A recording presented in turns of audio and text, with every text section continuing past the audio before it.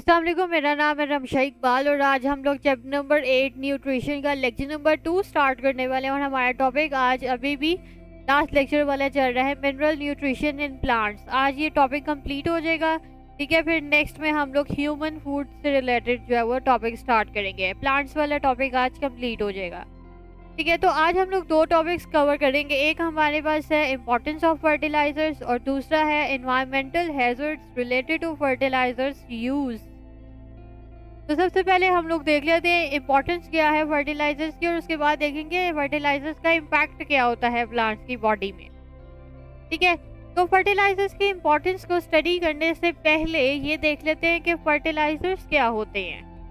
Fertilisers ये होते हैं कि जैसे जो भी हम लोग कल्टीवेशन करते हैं, यानी कि क्रॉप्स वगैरह की प्रोडक्शन करते हैं, उसको कल्टीवेशन कहते हैं, ठीक है। तो क्रॉप्स वगैरह की जो भी हम लोग प्रोडक्शन करते हैं उसमें हम लोग ह्यूमंस क्या करते हैं, different kinds of materials use करते हैं सॉइल के अंदर, ठीक है। कल्टीवेशन के लिए ह्यूमंस क्या कहते हैं, बहुत ज़्यादा different kinds of materials use करते हैं सॉइल के अंदर, ताकि प्लांट जो उसके अंदर से ग्रो हो ना, उसमें बहुत ज़्यादा डिज़ायरेबल कैरेक्टरिस्टिक्स हों।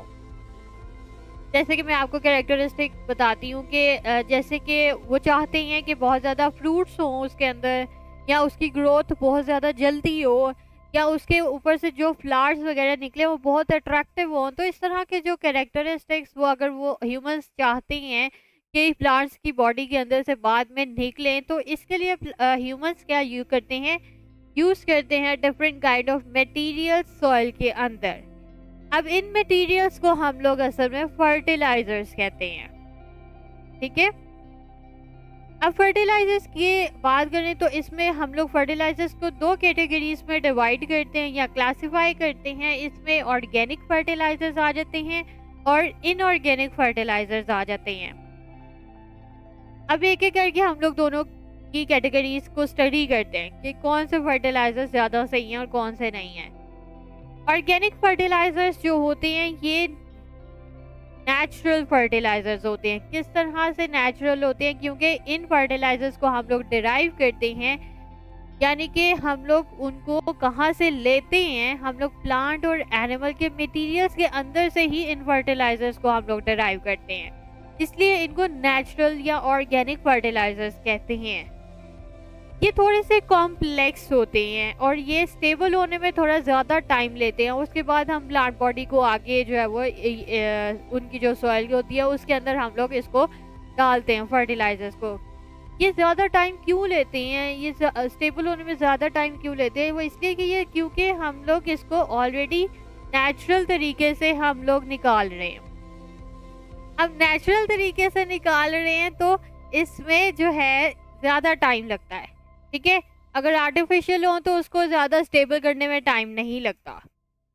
अब एग्जांपल्स में देखें तो इसमें दो कैटेगरीज यहाँ पे एग्जांपल्स की लिखी हुई है। एक हमारे पास है मैन्योर और कंपोस्ट।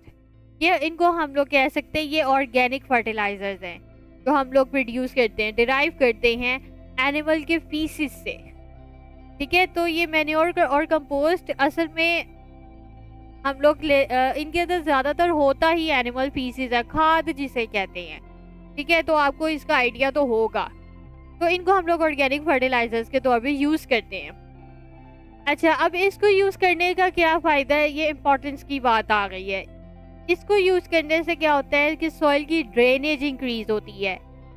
सॉइल ड्रेनेज का मतलब होता है कि वाटर की जो मूवमेंट होती है ना सॉइल के अंदर से जब प्लांट की बॉडी के अंदर जाती है, जो वाटर की मूवमेंट होती है वो इंक्रीज होती है, ठीक है। दूसरी चीज़ इसमें आती है एयरेशन भी इंक्रीज होती है।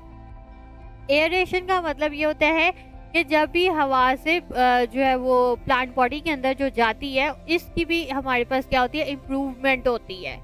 तीसरी कैटेगरी ये होती है कि सॉइल क्या करते हैं, न्यूट्रिएंट्स की जो होल्डिंग कैपेसिटी होती है ना, यानी कि सॉइल के अंदर जो न्यूट्रिएंट्स को वो होल्ड करते हैं प्लांट्स, ठीक है। प्लांट्स क्या करते हैं, सॉइल से जो न्यूट्रिएंट्स होल्ड करते हैं, ये वाली जो कैपेसिटी होती है ये भी इंक्रीज होती है। ये बहुत ज़्यादा इंपॉर्टेंट पॉइंट है इन ऑर्गेनिक फर्टिलाइजर्स का कि जो सॉइल न्यूट्रिएंट होल्डिंग कैपेसिटी होती है प्लांट्स की, वो इससे ऑर्गेनिक फर्टिलाइजर से इंक्रीज होती है, ठीक है, जिससे क्या होता है ज़्यादा जल्दी तरीके से प्लांट्स क्या करते हैं, ग्रो करते हैं।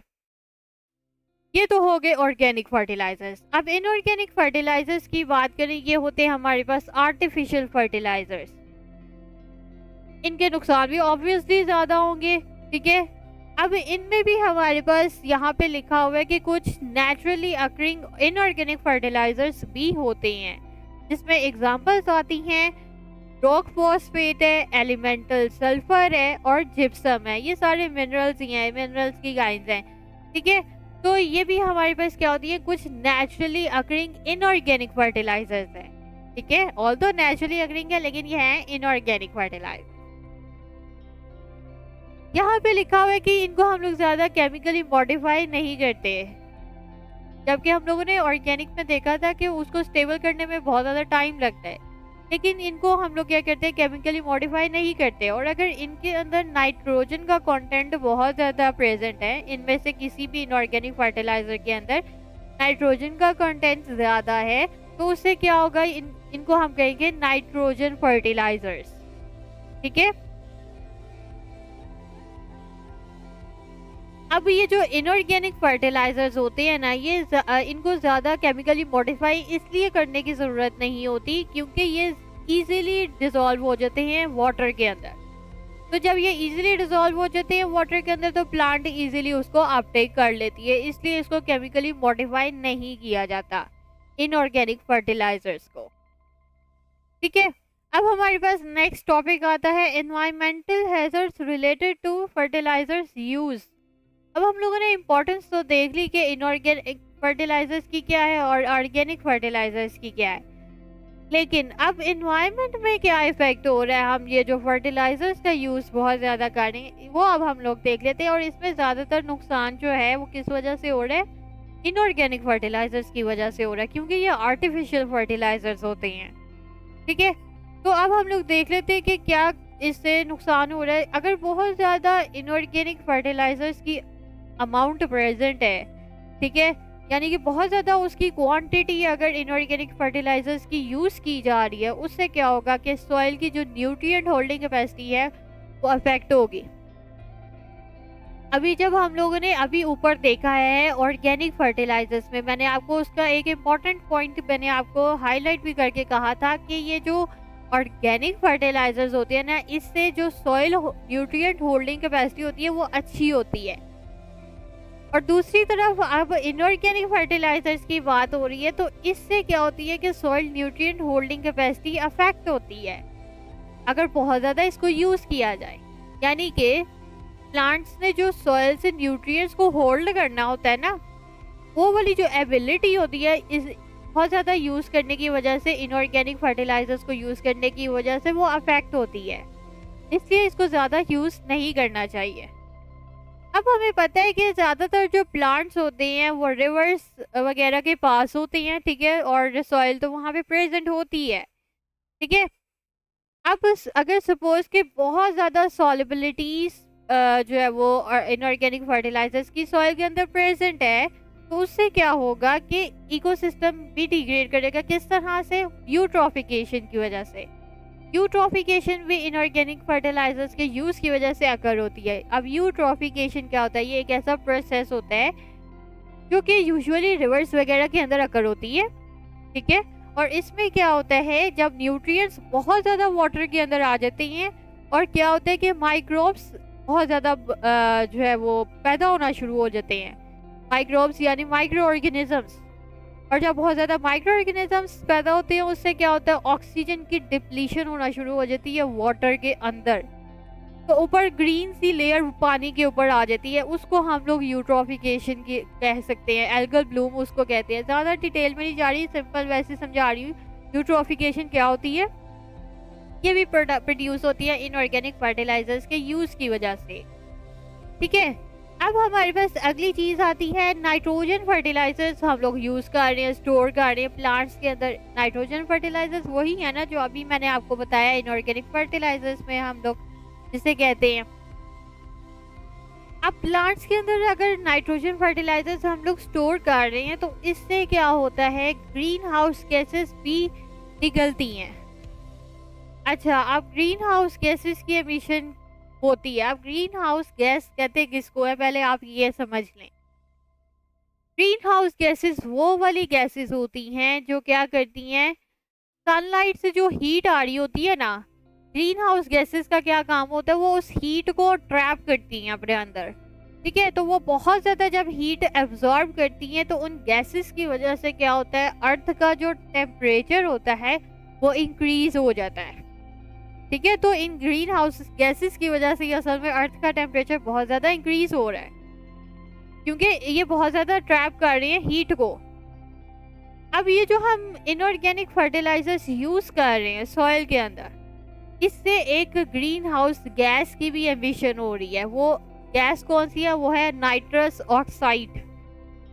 ये नाइट्रस ऑक्साइड सिर्फ क्यों हमारे एटमॉस्फेयर में आ रही है, सिर्फ हम इनऑर्गेनिक फर्टिलाइजर्स यूज़ कर रहे हैं, इस वजह से ये एक प्रॉपर ग्रीन हाउस गैस हमारे एटमॉस्फेयर में आ रही है। और इस वजह से क्या हो रहा है, ये हीट को ट्रैप करती है और टेम्परेचर क्या होता है, अर्थ का इंक्रीज हो रहा है।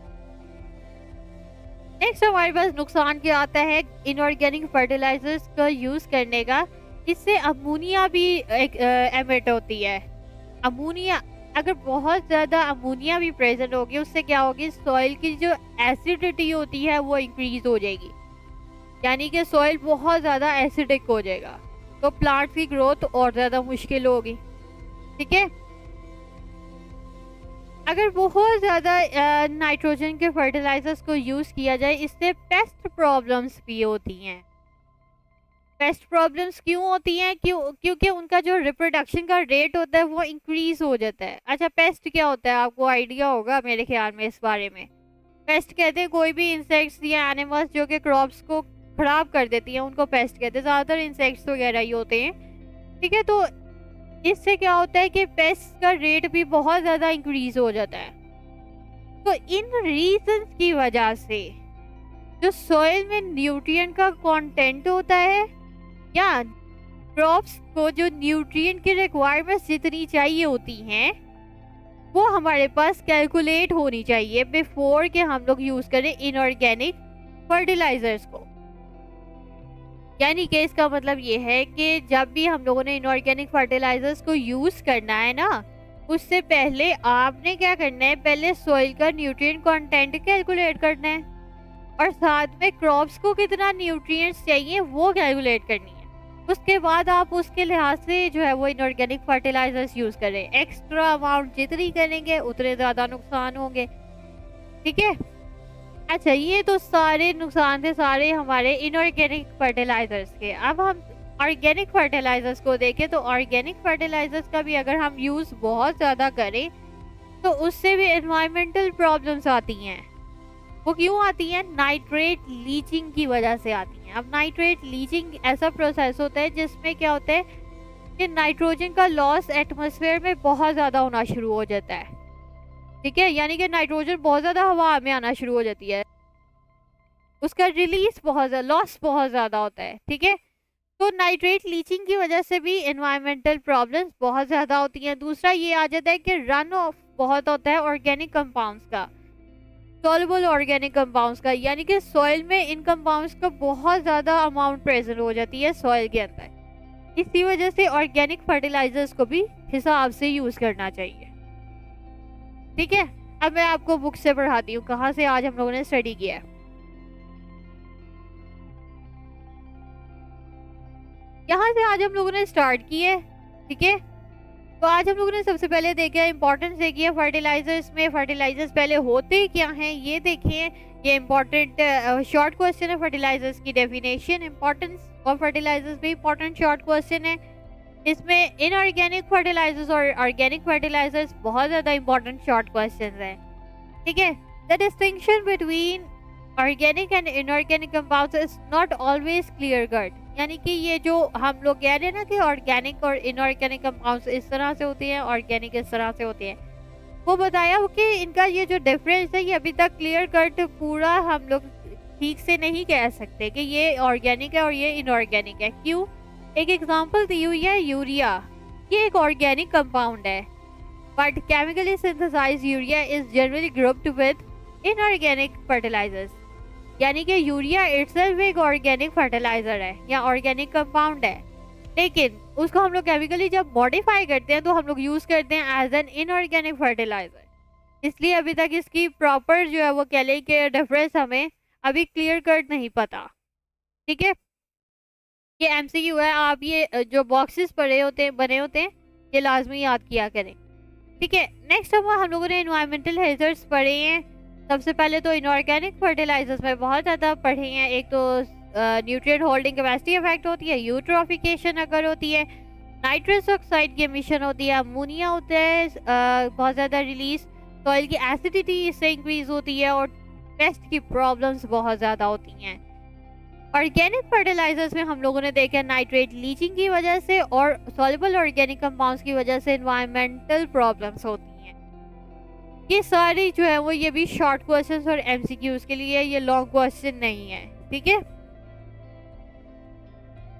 अब ये जो नेक्स्ट हमारे पास है कंपोनेंट्स ऑफ ह्यूमन फूड, ये हम लोग नेक्स्ट लेक्चर में स्टार्ट करेंगे। ठीक है, तो आज हमारा टॉपिक बस इतना ही था। होप सो आपको वीडियो पसंद आई होगी। अगर आपको वीडियो पसंद आई है तो लाइक करें, शेयर करें, सब्सक्राइब करें। अगर किसी चीज़ की समझ नहीं आती तो नीचे कमेंट्स में पूछें। लिंक आपको नोट्स का डिस्क्रिप्शन में मिल जाएगा, साथ में एक और लिंक दिया हुआ है जो एक प्रोडक्ट स्टोर है, आप वहाँ पे जाए कोई चीज़ बाय करना चाहते हैं तो कर सकते हैं। तो आज के लिए इतना ही, अल्लाह हाफिज़।